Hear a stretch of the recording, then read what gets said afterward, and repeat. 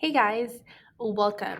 So today we're going to be doing constitutional influences and grievances. Okay, so please make sure that you have your notes so that you can begin to write down the information. Okay, so when the Constitution was created, there were documents that influenced the writers of the Constitution, and that um, was three important documents. The first one was the Magna Carta. The Magna Carta was a document that was written a long time ago. It was written in like the 1200s, okay? And this document limited the power of the king. So when the Constitution was being created, they wanted to limit the power of a king.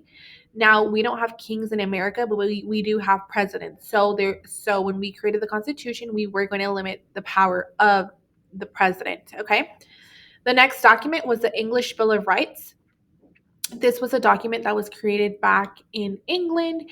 Um, Parliament was the supreme to the monarchy. Basically, this was saying that if we had a king and queen, that our government was going to be supreme over the king and queen. Okay. Now, this doesn't apply to us today because we don't have kings and queens. But when the Constitution was created, the English Bill of Rights did influence the writers.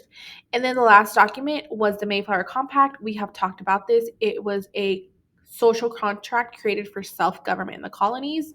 And so this was another document that influenced the writers of the Constitution. Okay. So please make sure that you have this down. Okay. All right. So here it is a task. You are going to read the preamble. This is the preamble. You're going to underline or highlight the six purposes of the new United States government. So you are going to read this. Once again, you're going to highlight six reasons why this was created. Okay. So you can pause the video here and on your in your head, you can just kind of like highlight, or on your paper, you can highlight it. Here it is. It says, "We, the people of the United States, in order to form a more perfect union." So, form a more perfect union.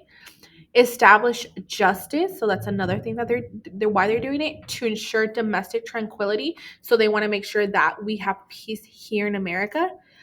Providing for the common defense. So this is to make sure that we are being defended. Promote the general welfare. So this is making sure that they're pushing for what's best for us, and secure the blessing of liberty to ourselves and our posterity. So this is just saying, making sure that we are secure of the blessing of being free to ourselves and our future. To ordain and establish the Constitution for the United States of America. Okay, so you guys should have this highlighted on your notes. All right, so how were they addressed? Okay, how were the grievances, how were the influence addressed in the Constitution? Well, here is the grievance. Okay, one of the grievances that the colonists had was imposing taxes without the consent. So remember, that's taxation without representation. What would you do? Okay, so you can start by saying, I would blah blah blah. How would you respond to this grievance? The next one is, the king has absolute power. How would you respond to this? Okay, once again, this is your opinion. How would you respond? You can pause the video so that you can write down your response.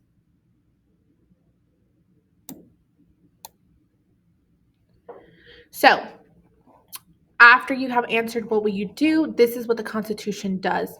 When the colonists were being imposed taxes without their consent, when the Constitution was created, it said that all taxes must be approved by the House of Representatives. So the government can't just say, oh, you have to pay these taxes. No, people must agree to them. Okay. Now, the people who agree are people that you have voted to decide things for you. Okay. The next one was, the king has the absolute power. So the Constitution says, hey, we, the government, okay, can override a veto, a cancellation, an impeachment, term limits. So the Congress can override things. So if the president was to pass a law, Congress can veto it. If the king commits if the president commits a crime, Congress can impeach him, which means that they subject him to the court. And there is term limits, okay? The president can only serve 2 4-year terms, okay? Please make sure that you have this.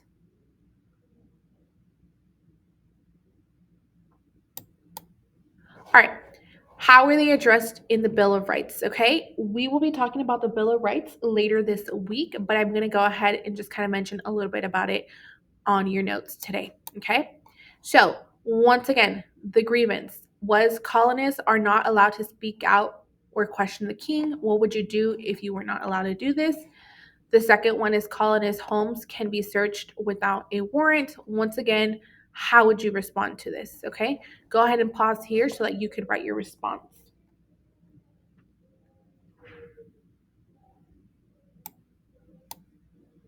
All right, so how the grievance was responded in the Bill of Rights was when colonists were not allowed to speak against the king. In the Bill of Rights, we added the First Amendment that says that you have the freedom of speech, press, and assembly. There's more, there's 2 other things, but for sure, specifically to this complaint, we have the freedom of speech that you are allowed to speak against the king. We don't have a king, but we have a president, and you can speak out against the president if you were unhappy or if you were like, no, I love the president. You have the freedom to say whatever you want. The next one was the colonists' homes were being searched without a warrant. Well, the Bill of Rights has a 4th Amendment that says that there's no illegal searches and seizures without a probable cause. So the government can't just search your home, your car, your phone for no good reason. There has to be a reason, and for the most part, there should be a warrant. You can always say yes, you can search me. For the most part, you should always wait for a warrant. Okay. So make sure that you have this down. Okay, so once again, here is our grievances. This one says the king would not let the colonists petition the government or share their concerns without being punished.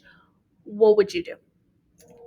The second one, the king allowed troops to be stationed in personal homes without their permission.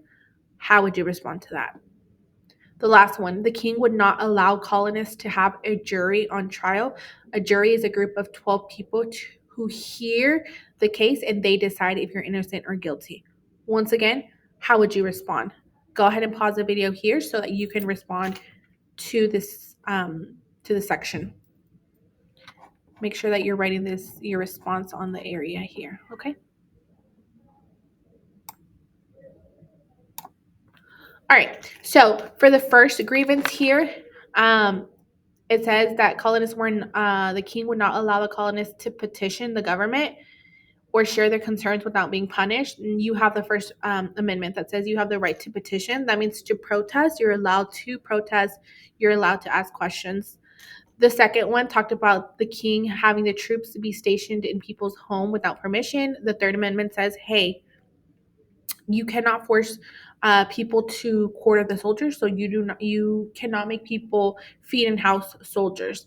Now this probably doesn't apply to us today because we don't do that, but you never know, so they have kept it there. And then the last one, it talked about no jury on trials.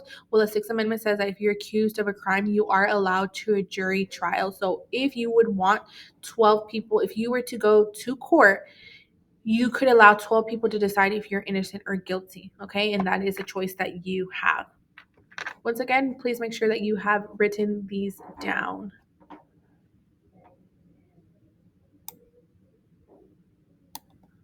All right, now we're going to talk about Federalists and Anti-Federalists. I'm going to tell you what a Federalist is and then what an Anti-Federalist is, okay? Remember, anti means against. So if a Federalist is yes, an anti-federalist would be no. Okay, so it's always the opposite with an anti-federalist. Okay, so let's look at that. All right, so first, what does the word ratify mean? Ratify means to approve, to approve. Here, a visual that I have is a little check. It's like yes. Okay, today we're going to talk about the 2 groups and their opinions of the Constitution. We're going to talk about the Federalists and the Anti-Federalists. The first one we'll talk about is the Anti-Federalists. The Anti-Federalists oppose, they are against, they are no to the Constitution. The leaders are Patrick Henry, George Mason, and Thomas Jefferson. Okay, these are the three guys. They believe that the power should stay with the states. They believe that we should just keep it to the states, keep it small, keep it to themselves. They believe that, yes, we should add a Bill of Rights. If we say yes to the Constitution, we do want the Bill of Rights. And they are supported by small farmers and people who are in debt. Okay. Once again, Anti-Federalists, they do not support the Constitution. They don't want the Constitution. They like it how it is. Now, if they say yes to the Constitution, they want the Bill of Rights. They want their rights to be protected. Okay. These are the guys, like I said, Patrick Henry, George Mason, and Thomas Jefferson. Okay. Now, this is what an Anti-Federalist believes. A Federalist is going to say the complete opposite of this. Okay. If you do not have this down, you can pause it here and go ahead and write everything down.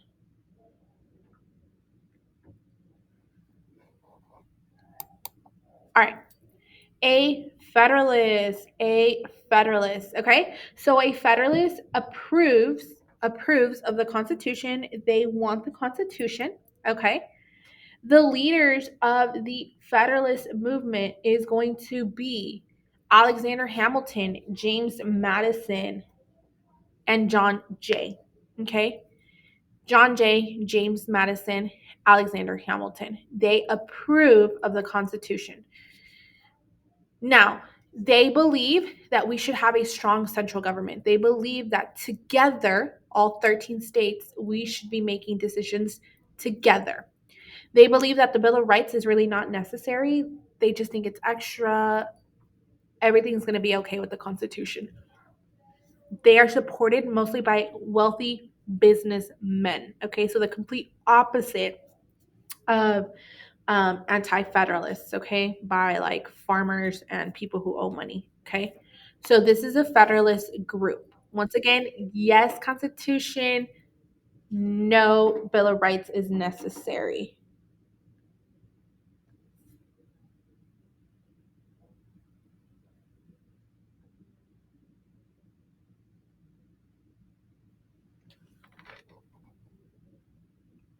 All right, so I'm going to go ahead and go on to the next part. All right, so Federalists are the groups of people who do support the Constitution. They're going to write, specifically, it's going to be Alexander Hamilton. He is going to write the Federalist Papers, and basically, this is a collection of many essays, 85 essays to be exact, of why people should ratify, why people should approve the Constitution. Okay.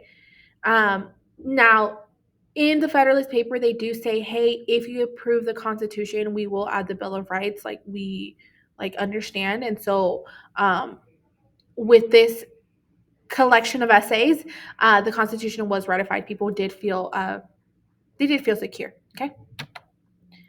And I believe that is it. Okay, so make sure that you have all your notes down, and then you will have a small activity to do after the notes. All right, bye.